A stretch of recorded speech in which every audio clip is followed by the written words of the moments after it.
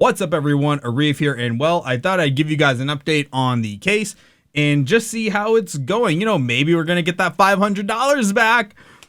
It's not gonna happen, but maybe. You never know. So, well, the last time we talked about this, we left off the police officer in charge had requested the PayPal transaction so I can get the transaction ID and all that. So I sent him the receipt, and well, that was where we last left off. So let's take a look at what he has to say. Hello, have there been any updates to the case? I emailed him. His reply, good afternoon. Unfortunately, no updates.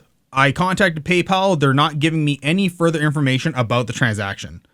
I've been speaking to my sergeant about a production order to serve PayPal for them to be compelled to provide me with the information. This does take time, and also to make you aware that if I'm able to find the suspect that way, that will still be difficult to lay charges, even more so if the suspect lives out of province.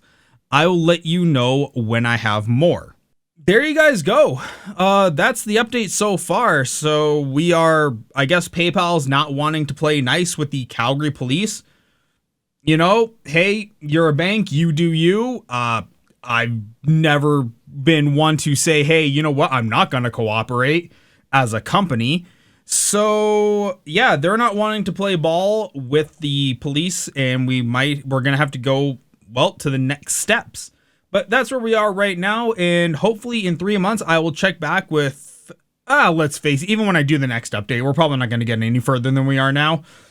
Like you said, if the guy's out of province, it's going to make life 1,000 times harder because you have to go through the RCMP. It's going to be a whole thing.